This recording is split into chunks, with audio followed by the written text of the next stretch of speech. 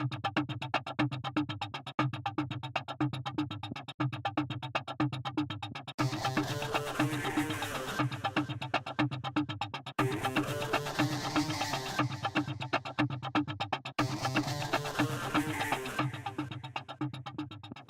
live online streaming of meetings and conferences is becoming an increasingly popular phenomenon.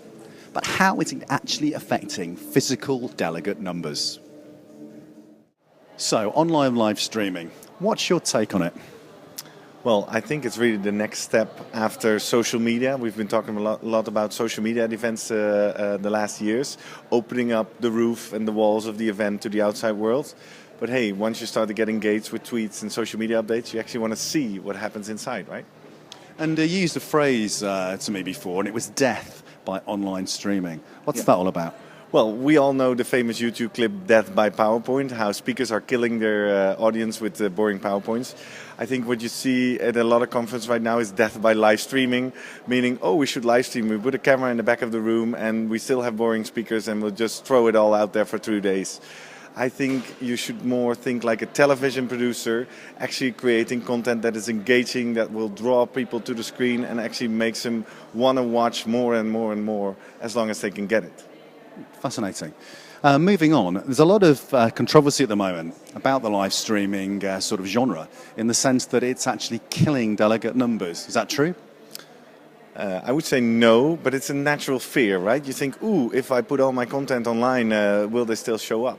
But there's several angles to that. Let me first start with a little history lesson, which I learned from Corbin Ball. All credits to you, Corbin, 2 years ago at the ICA Congress in Puerto Rico. He told that it's not the first time in history people are afraid of this, but actually in the 1930s, when they introduced television cameras in sporting stadiums, the same debate was going on. Well, if we put the matches on television, nobody's going to come to the stadium. Well, you immediately realize that's not how it goes. If you open up your event to more people, if it's good, more people want to come.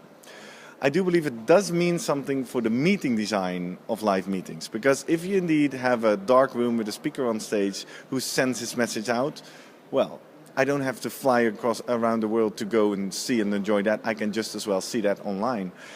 Which means that once I get people physically together, I have to start to create an event that actually is about doing stuff, exchanging, networking.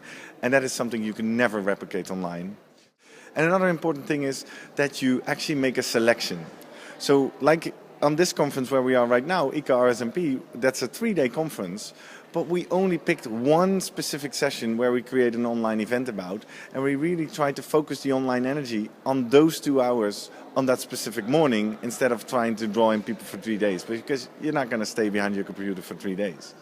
Exactly, and I suppose another lesson we learned at this particular event was the content and making sure that it's in the right context for the people who are watching.